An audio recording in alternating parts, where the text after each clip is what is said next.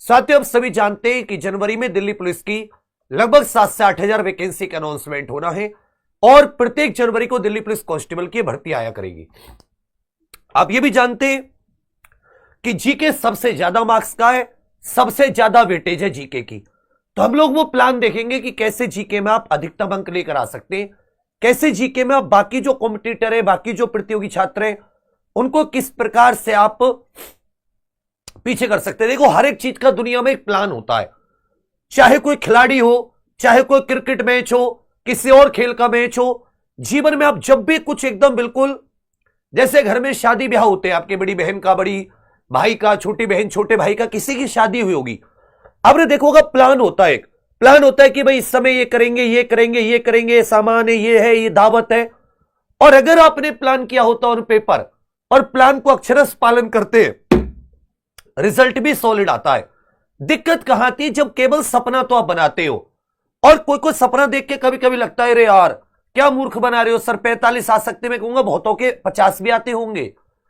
क्योंकि हम जैसे होते हैं हम सबको वैसे ही समझते हैं, पर ऐसा नहीं होता ना।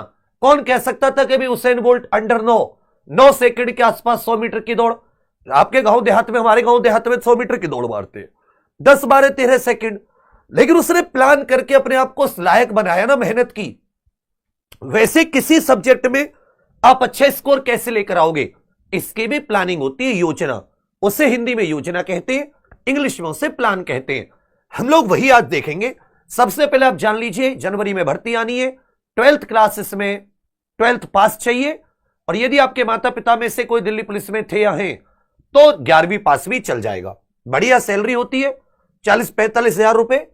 और इसमें जनरल ईडब्ल्यूएस की जो आयु होती है वो याद रखेगा 18 से 25, और बाकी ओबीसी को 3 साल की छूट मिलती है, SC ST को 5 साल की छूट मिलती है, 18 से 30। General OBC SC height 170 centimetre, पुरुष ST पुरुष 165, महिला जनरल ओबीसी और ईडब्ल्यूएस 157 सेंटीमीटर, महिला SC ST 155 सेंटीमीटर। ठीक है भैया। बाकी पुरुष की चेस्ट का मापन भी होता है। ये सब फिजिकल की चीजें हैं, इसको देख लेंगे। सबसे पहले इसका जो एग्जाम पैटर्न होता है उसमें सबसे पहले याद रखिएगा कंप्यूटर आधारित पेपर होता है। कंप्यूटर आधारित पेपर में जो मेरिट आती है उसके बाद में फिजिकल के लिए बुलाया जाता है, और उसके बाद में फिर मेरिट लगती है एक फाइनल, उसके बाद में मेडिकल इत्यादि। एक चीज और याद रखें, जो पुरुष कैंडिडेट है उन्हें फिजिकल के समय पर ड्राइविंग लाइसेंस चाहिए होता है हल्के वाहन चलाने का, लेकिन कब चाहिए होता है? फिजिकल के समय पर। तो सबसे पहले इसका जो एग्जाम पैटर्न है वो आप देखेंगे, तो इसमें जीके और करंट अफेयर की भूमिका 50 क्वेश्चन, हर एक क्वेश्चन 1 नंबर का होता है, सही के लिए 1 नंबर, रीजनिंग 25, गणित 15, और साथ ही कंप्यूटर इसमें 10 नंबर का आता है। टोटल 100 क्वेश्चन, 100 मिनट और 1.5 घंटा मिलता है पेपर देने का कंप्यूटर पर। टिक टिक टिक टिक। तो समय इसमें भरपूर मिलता है, इसमें ऐसे नहीं समय की कमी पड़ती है, क्योंकि कंप्यूटर और जो जीके वो तो आपको आता है, नहीं आता टिक लगाना है। मैथ रीजनिंग में सॉल्व करना है तो वो 40 क्वेश्चन ही होते हैं, 25 रीजनिंग के, 15 मैथ के। जिसका मैथ भी कमजोर होता है तब भी यहां पर वो, मान लो मैथ में 15 में से 8-10 तो करके आओगे ना, तब भी आप इसमें बेहतर कर सकते अगर जीके में आपका स्कोर सही आ जाता है। जबकि नेगेटिव मार्किंग 1/4, 0.25 मार्क्स आपके नेगेटिव में कट जाते हैं। अब जो इन्होंने सब्जेक्ट दिए होते हैं वो आपको पुराने के हिसाब से आप देखोगे, आपको इसमें जो संविधान है, जो अर्थव्यवस्था है, जो भूगोल है, ठीक है, विश्व भूगोल है, आपकी जो हिस्ट्री है और साइंस है, और ये होते हैं आपके एक प्रकार से देखोगे परंपरागत सब्जेक्ट। आप चाहे बिहार कांस्टेबल दो, कोई सा भी कांस्टेबल दो, Haryana constable, UP constable, SSC GD, RPF SI constable, ये हिस्ट्री, पॉलिटी, ज्योग्राफी, संविधान, भूगोल, इतिहास, विज्ञान, अर्थव्यवस्था, ये तो सब में आते हैं। जबकि विज्ञान, प्रौद्योगिकी, खेल, कला, संस्कृति, पुस्तक लेखक, आविष्कार, अवार्ड, ऑनर्स एंड अवार्ड, विश्व संगठन, महत्वपूर्ण दिन दिवस, करंट अफेयर, जनगणना आदि, इसमें भी आप देख रहे हैं। आरपीएफ एसआई में, कांस्टेबल में भी यही टॉपिक है, दिल्ली पुलिस में भी इनमें से अधिकतर टॉपिक आपको मिलेंगे। अब अंतर क्या जाता है? अंतर आ जाता है लेवल का। अंतर क्या जाता है? लेवल का। अंतर क्या जाता है कि वो क्वेश्चन कितने डीप, क्योंकि यहां पर नंबर ऑफ क्वेश्चन जीके में 50 होते हैं, तो वो थोड़ा सा डीप जाके पूछ लेता है। तो आपको ये सब्जेक्ट में तो आप हल्का हल्का करके कर लोगे। आपको जैसे खेल हो गया, साइंस टेक हो गया, भारतीय संस्कृति, पुस्तक लेखक आविष्कार सम्मान पुरस्कार, विश्व संगठन, इनमें आपको प्रीवियस ईयर को ध्यान में रखते हुए, जितना लेवल अभी तक पूछा गया है उससे 2 लेवल ऊपर की तैयारी करनी पड़ेगी। समझ में आ रही है? इसमें आपको कुछ इस प्रकार से बांटना पड़ेगा। मैं आपको एक अपने अनुभव को बता देता हूं किस प्रकार से आपको इसमें बांटना पड़ेगा। एक साथी इसमें आपको राज्य स्पेशल बांटना पड़ेगा, जिसको आप राज्य दर्शन भी कह सकते हो। राज्यों को कंप्लीट करो, 28 राज्य, 8 यूनियन टेरिटरी, 28 राज्य, 8 यूटी। इसको बढ़िया से कंप्लीट करो, एक एक चीज को। 28 राज्य, 8 यूनियन टेरिटरी करने का मतलब है कि इसको एक एक चीज को डीपली, कौन सा राज्य कहां पर है, उस राज्य में क्या क्या, कितनी जनजातियां, क्या पॉपुलेशन के आधार पर, हर चीज को बहुत क्लियर वे में, वहां कौन से पर्यटन स्थल है, मतलब एक एक चीज को बहुत बढ़िया से, मेरी बात समझ रहे हैं? कौन सी वहां की खान पान है, पोशाक क्या है, पर्यटन स्थल क्या है, वहां पहाड़ियां कौन सी है, राज्य दर्शन को डीपली। और इसमें आपको राज्य दर्शन बहुत अच्छे से, राज्य हो जाए, भारत के पड़ोसी देश इन सब से भी, बेशक इसमें टॉपिक में ना दिए हो, आते हैं। ये एक है जो आपको 60 से 70 दिन लगेंगे। 28 राज्य, 8 यूटी और भारत के पड़ोसी देश करने में आपको 60 दिन कम से कम लगेंगे। इसको ऐसे मत लेना। तो आपको यह भी देखना है कि भाई मैं कितने महीने में कौन सी, तो ये जो राज्य दर्शन है ये आपका 60 दिन का हो गया। मतलब 30-40 मिनट, 40 मिनट आपको बना लेनी है डेली, कि 30-40 मिनट आपको थ्योरी पढ़नी, 10-20 मिनट उसी पढ़ने का रिवीजन करना। बेशक एक राज्य आपसे 4 दिन में कंप्लीट हो, 5 दिन में, छोटे राज्य यूटी 1 दिन में भी, 2 दिन में भी कंप्लीट हो जाएंगे, बड़े को आपको 3-4 दिन लगेंगे, कोई दिक्कत नहीं है। ठीक है भैया। दूसरी जो इसमें बनाओ, वो बनाओ कला संस्कृति। यह बहुत इंपॉर्टेंट है। कला संस्कृति में नृत्य, संगीत, जितनी भी प्रकार की कलाएं होती हैं, चाहे नृत्य हो, चाहे बच्चा संगीत हो, म्यूजिक हो, चाहे वाद्य यंत्र वगैरह हो, गायकी हो, संगीत में वाद्य यंत्र हो, चाहे रंगमंच हो, चाहे लोकगीत, लोक नृत्य की बात आ जाए, बहुत कुछ राज्य में कवर हो जाएगा यहां से, चाहे चित्रकला आ जाए, ये सारी की सारी आपको यहां से।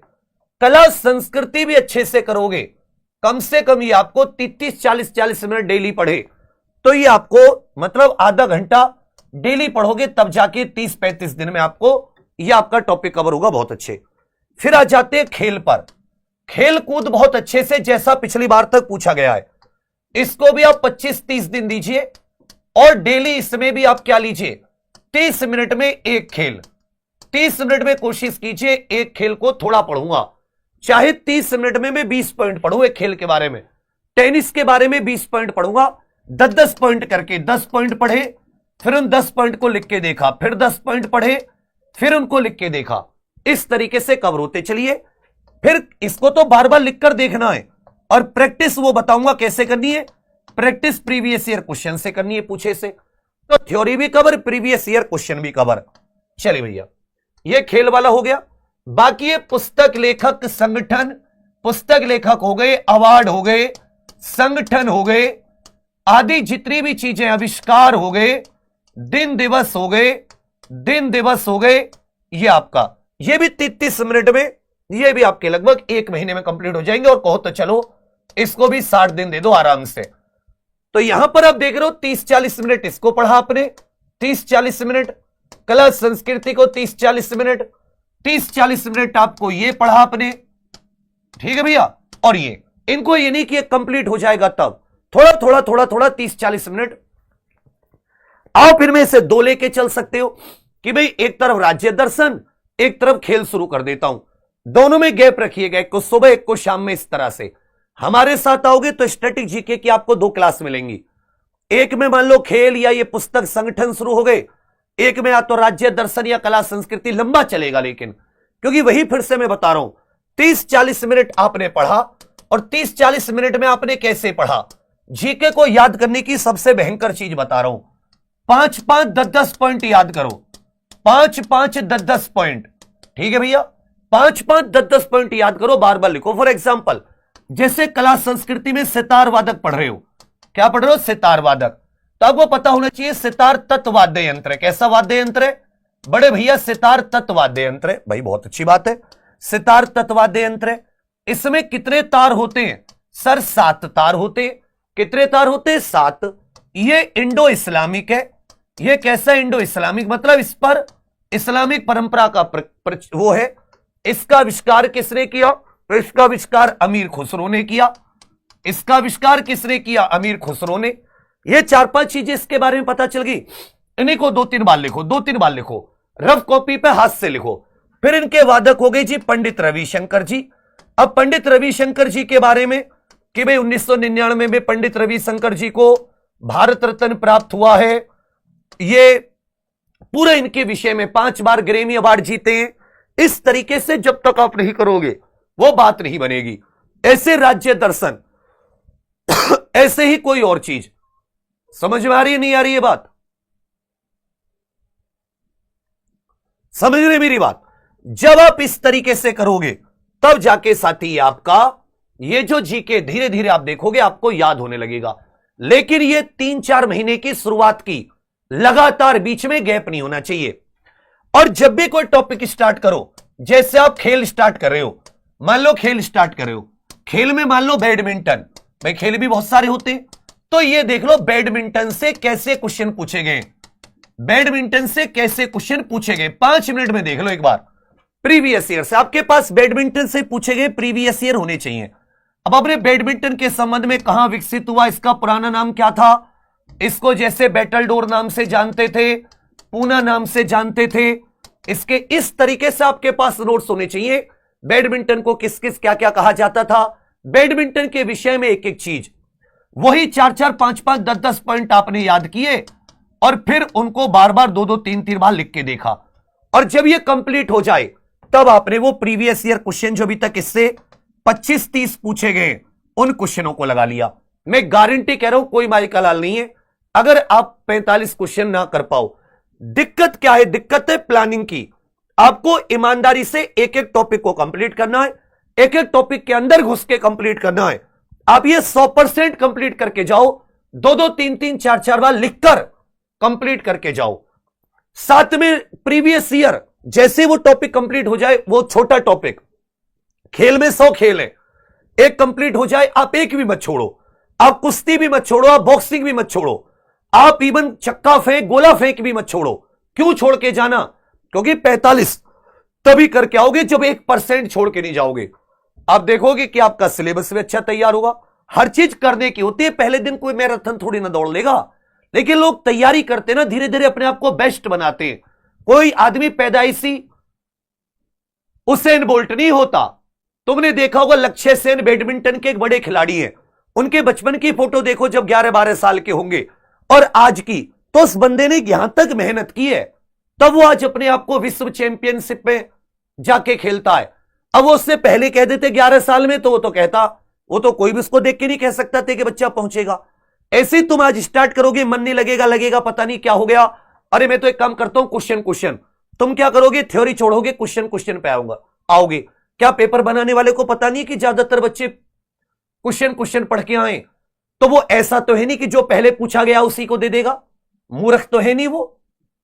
तो कुछ ना कुछ जो पूछा गया है उसके आसपास की कुछ चीज, ये नहीं कहता कि पिछला पूरी तरह नहीं आता, 5-10 क्वेश्चन आपको मिलेंगे लेकिन उससे एग्जाम नहीं निकलेगा। तो क्योंकि मैथ रीजनिंग इतने कम मार्क्स का है, लोगों की इतनी लोग तैयारी कराते हैं एवरेज मार्क्स की, तो अगर तुम करना चाहते हो तो आप जीके पर पकड़ बनाइए, बढ़िया, हम तुम्हारे साथ हैं। अभी